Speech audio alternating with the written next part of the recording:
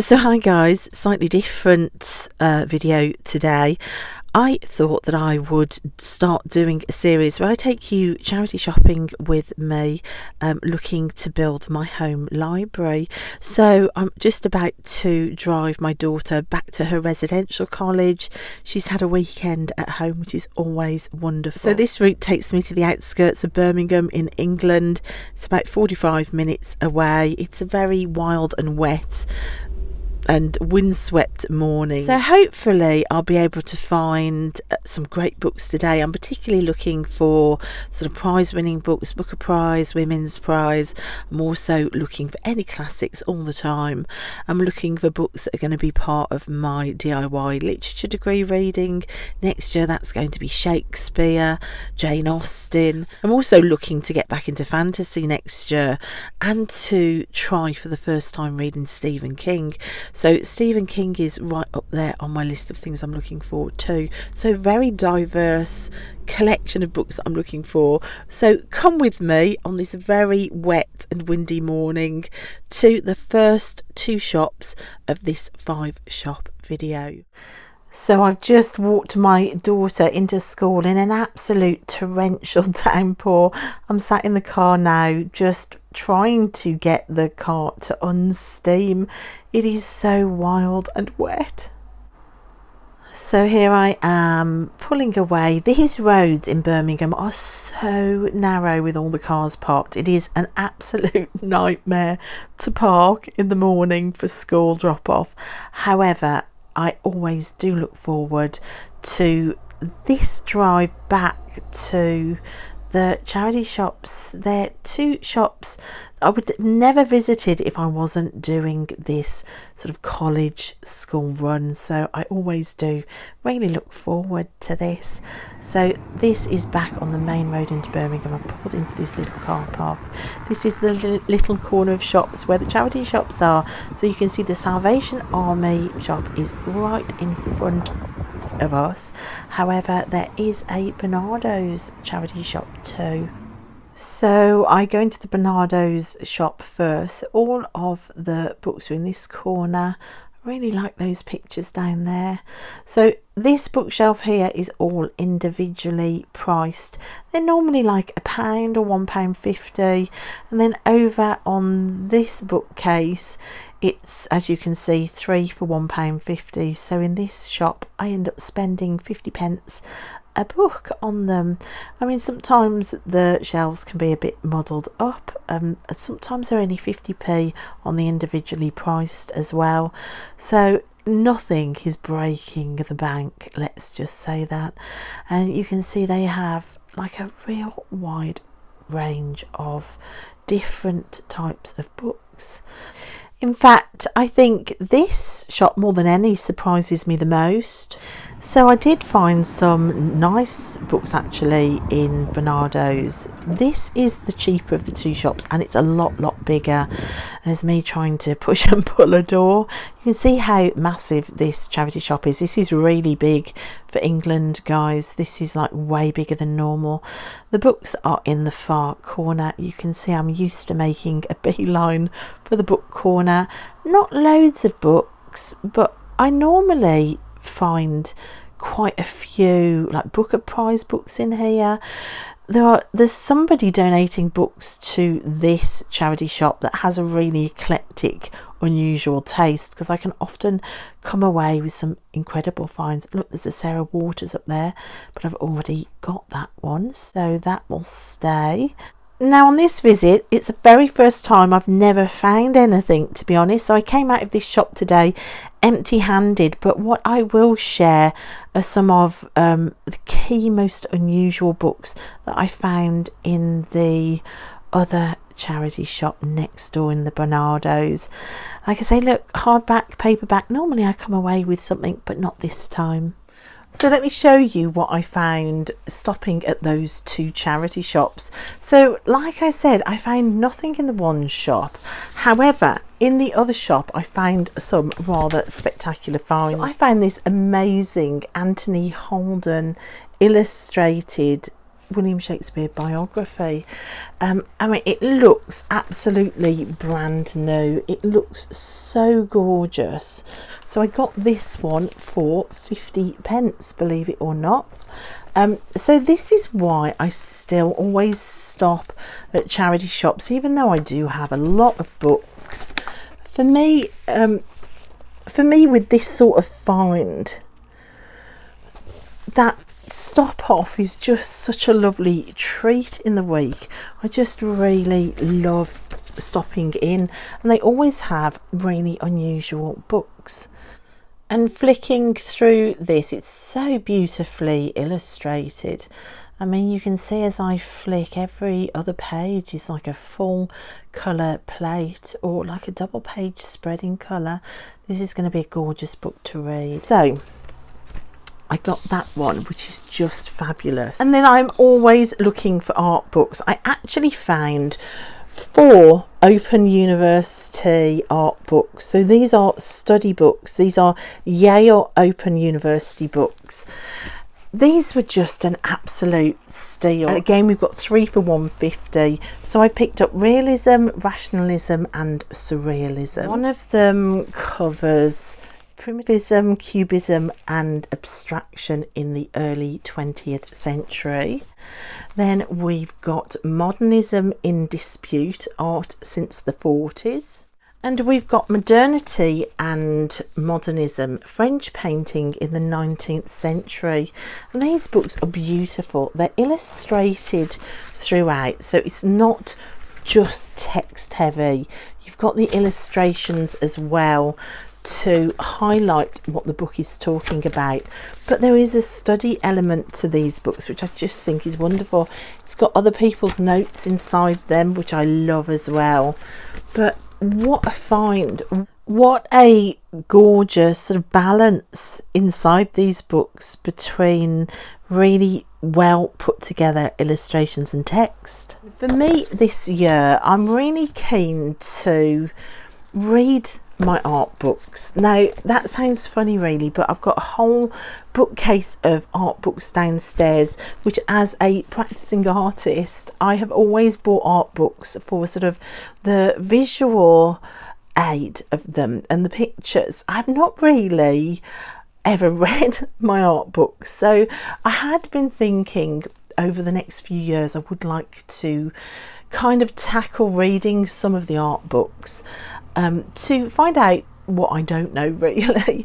And this just seems like just such a fantastic way in. So that was my finds for day 1. So 2 shops down, 2 fantastic finds. So another day, another rainy morning. Well, this is actually a rainy lunchtime, and these are the gates at my son's school.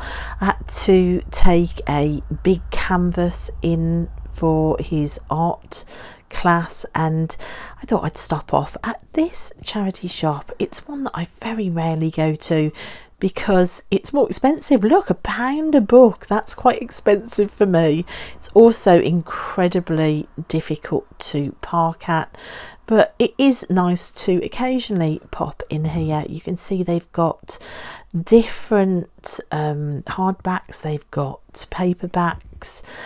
Yeah, it's a nice little charity shop this. I found some Peter James. I thought I'd found 3 Peter James books for Julie over at Bookish Travels, and then I realised that they were all the same book. But look what I found.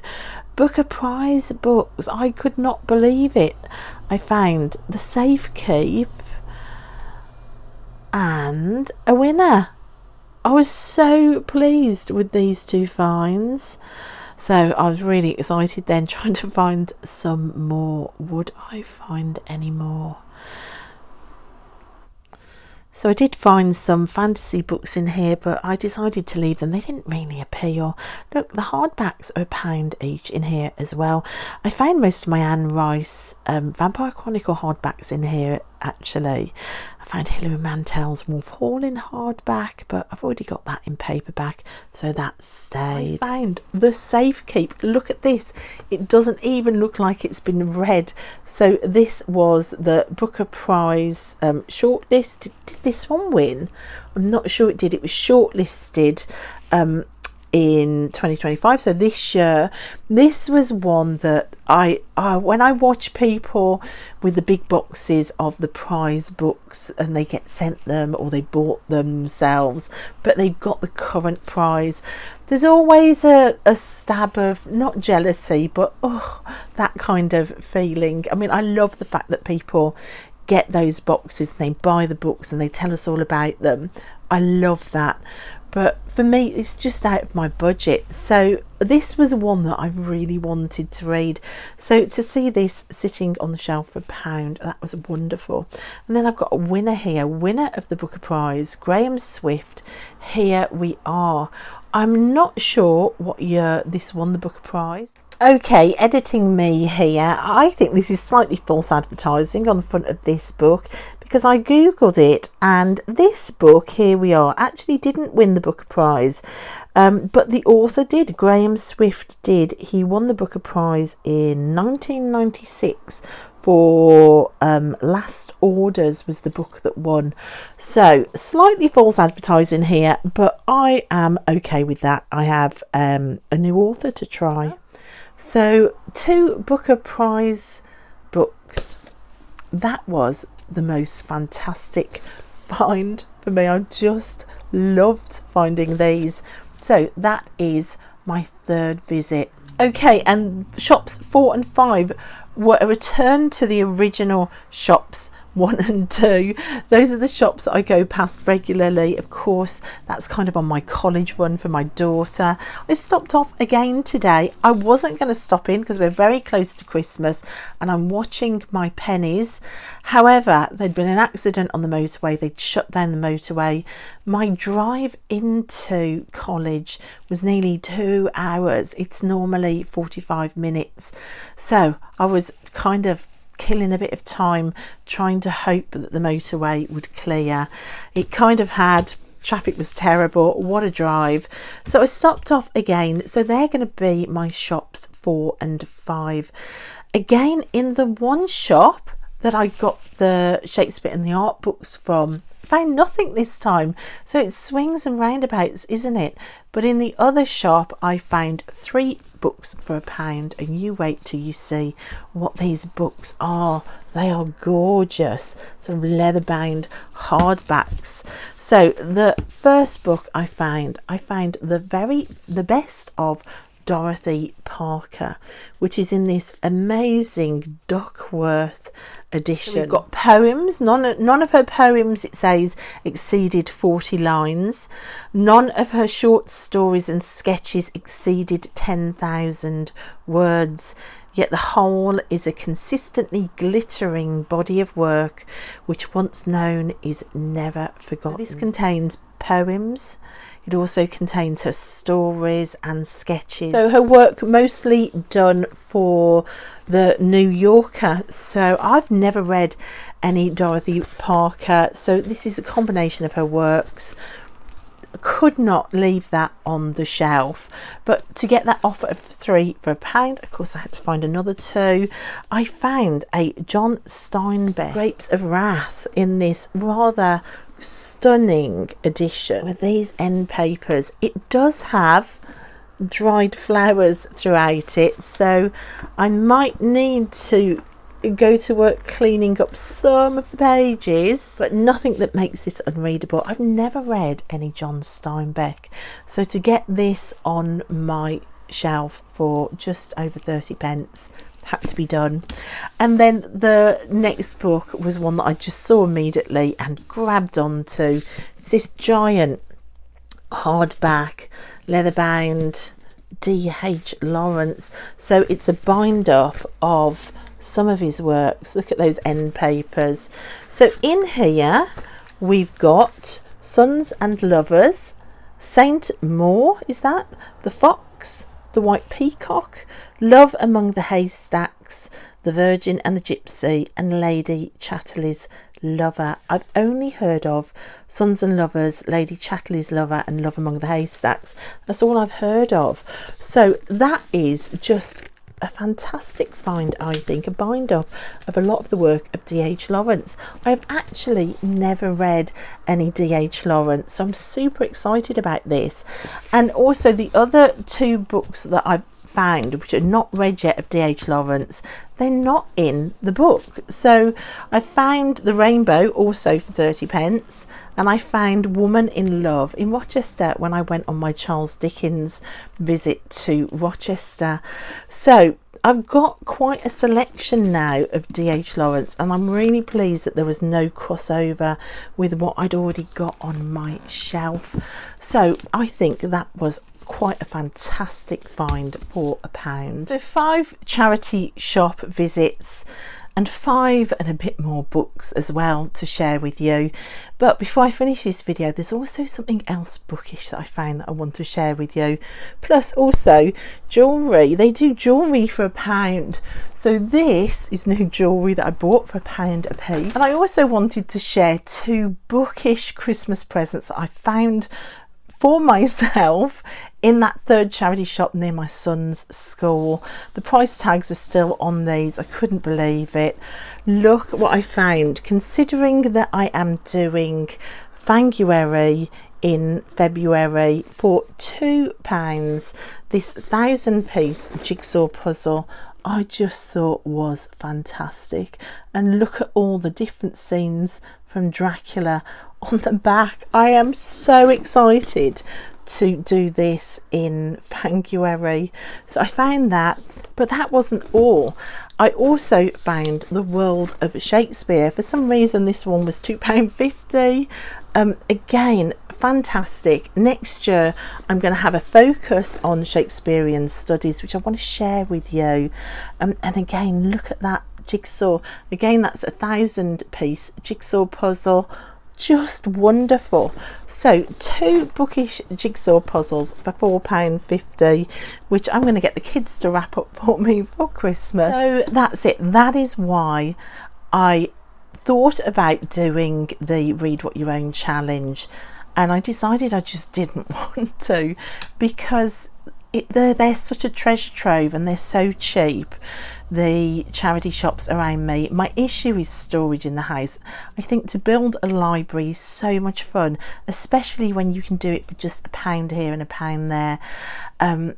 Storage, yep, it's going to be an issue soon. I've run out of bookshelf space almost. I think you'll agree my 5 charity shop visits were absolutely spectacular for the treasures that I found.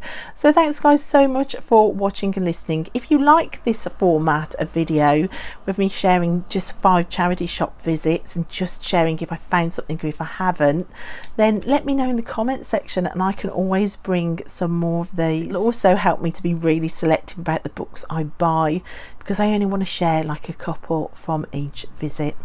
Okay guys, thanks for watching and I'll see you next time. Bye.